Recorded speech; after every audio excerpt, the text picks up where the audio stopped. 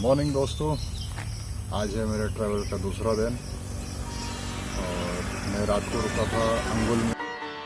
अंगुल से मैं केंद्रापाड़ा जा रहा हूँ।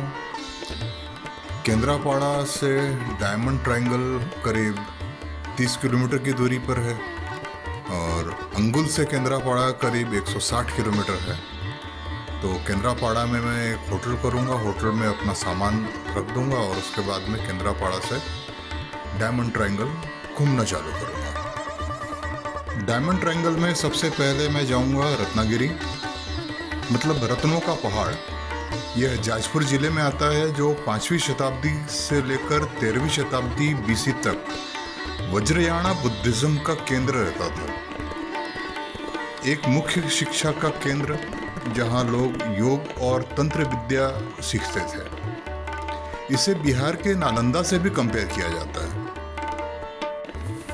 तो मैं सवेरे सवेरे निकल चुका हूँ अंगुल से केंद्रापाड़ा के लिए और ये गांव के रास्ते हैं। यहाँ पर हरियाली काफ़ी ज़्यादा है। जैसे मैं नागपुर से निकला तो काफ़ी गर्मी थी। गर्मी यहाँ भी है, लेकिन ये उमस वाली गर्मी है। यहाँ पर बारिश होते रहती है, तो इसलिए यहाँ पर हरियाली ज़्यादा दिखती है।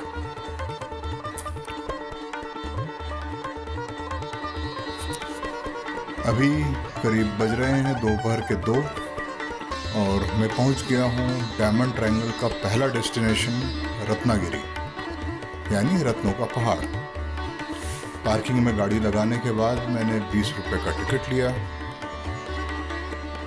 ये देखिए, ये छोटा सा एक टीला है और कुछ सीढ़ियाँ बनी हुई हैं। नज़ारा बहुत सुंदर है। कुछ पक्षी चहचहा रहे हैं। हरियाली काफ़ी दिख रही है। उमस भी काफ़ी है, गर्मी बहुत ज़्यादा है।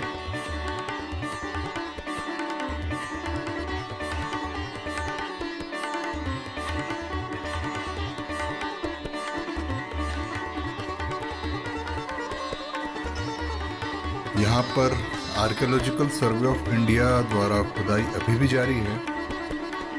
खुदाई में जो पत्थर की मूर्तियाँ मिली हैं, उसे यहाँ पर लोगों को दिखाने के लिए एक जगह एकत्रित कर दिया गया है। मूर्तियाँ भगवान बुद्ध की है और कुछ भगवान बुद्ध धर्म के कुछ दूसरे भगवान की भी हैं, कुछ देवियों की भी हैं।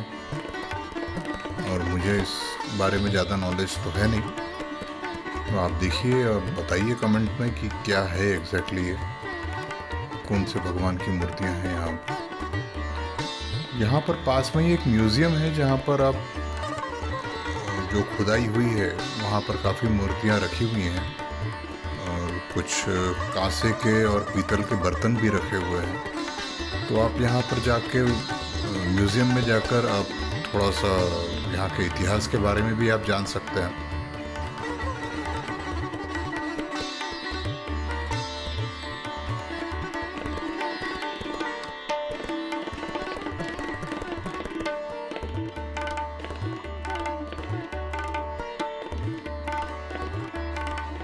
यहाँ गर्मी बहुत ज़्यादा है, इसलिए यहाँ पे टूरिस्ट बहुत कम दिख रहे हैं, लेकिन यहाँ शांति बहुत ज़्यादा है। उस ज़माने में बुद्धिस्ट मॉन्क्स कितनी शांति से यहाँ पर तपस्या करते होंगे, यहाँ पर अब सब देख के ये समझ में आता है।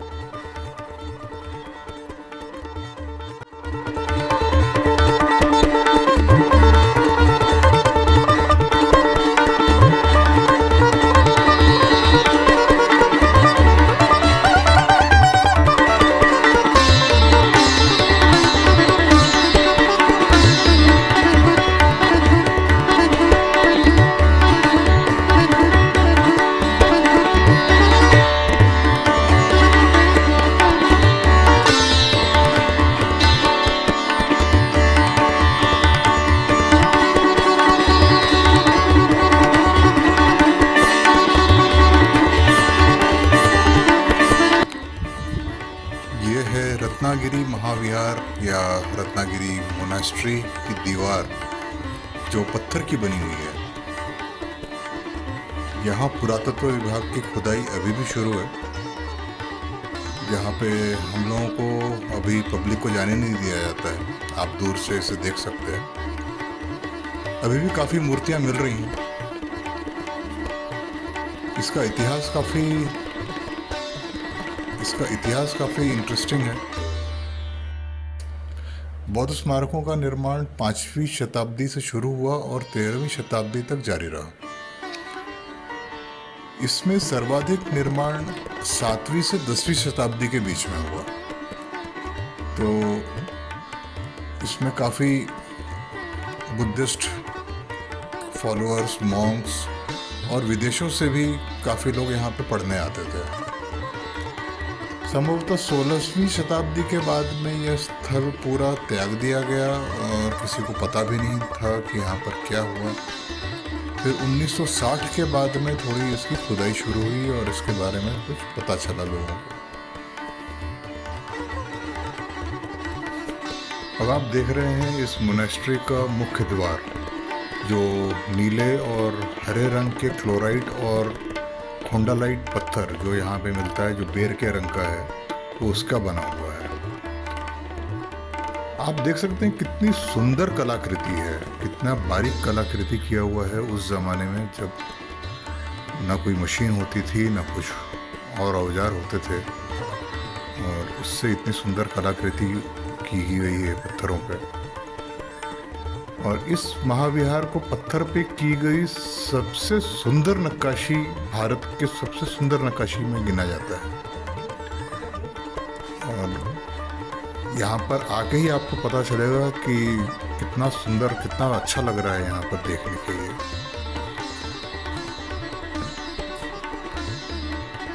और ये जो भगवान की मूर्तियाँ हैं यहाँ पे जो दिख रही हैं, वो बौद्ध पंथ की अलग अलग विभिन्न देवी देवताओं की हैं।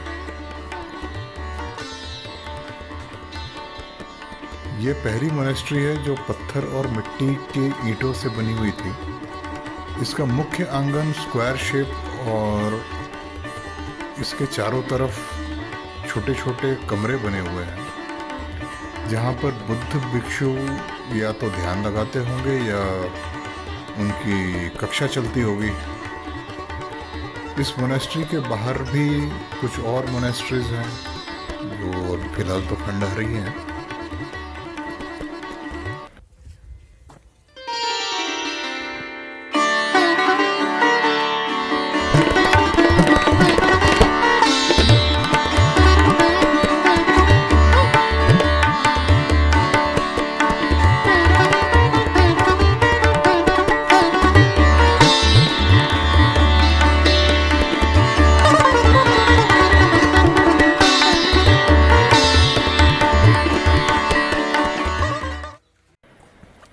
अब ये देखिए, ये है यहाँ का ऊपर का माला, यानी फर्स्ट फ्लोर। ये सब मिट्टी की ईंटों से बने हुए थे और फिलहाल तो सब खंडहर ही हैं।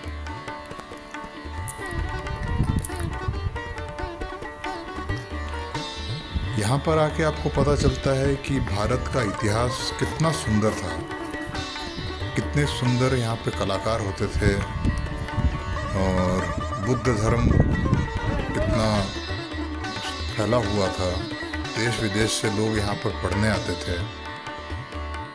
तो आप यहाँ पर ज़रूर आइए एक बार। और मौसम थोड़ा सा, जब बारिश ख़त्म हो जाती है तो उसके बाद आप आइए यहाँ पर। काफ़ी सुंदर जगह है और काफ़ी कम लोगों को पता है। रत्नागिरी मतलब कई लोगों को महाराष्ट्र का पता चलता है, पर रत्नागिरी ये उड़ीसा का जाजपुर ज़िले में है और भुवनेश्वर से सिर्फ 100 किलोमीटर ही है।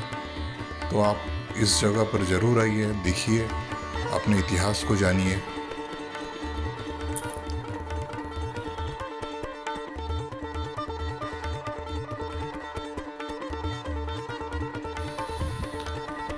अब मैं पहुंच गया हूं रत्नागिरी के म्यूज़ियम में।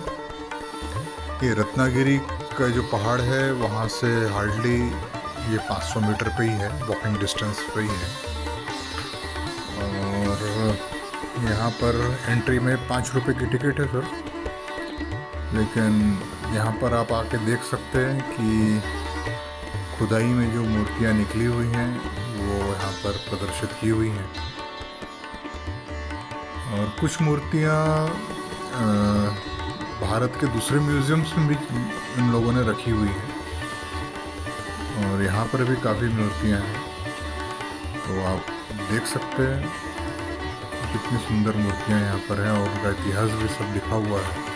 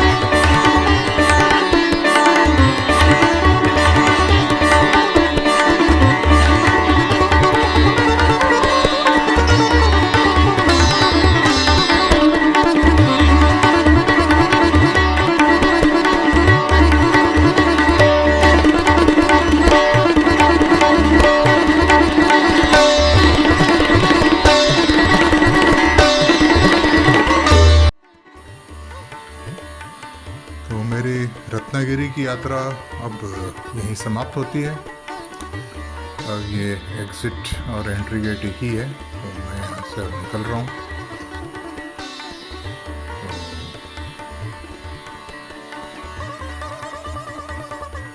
तो मेरी मोटरसाइकिल सामने ही पार्क्ड है, और मैं यहाँ से अब जाऊँगा उदयगिरी। उदयगिरी में भी बुद्ध की मूर्तियां हैं पुराने ज़माने की, और यहाँ से पास में ही है, करीब 8-10 किलोमीटर ही है। तो मैं अपनी मोटरसाइकिल राइड करके अब वहाँ पहुँचूँगा, फिर वहाँ की वीडियोज़ आपको दिखाता हूँ।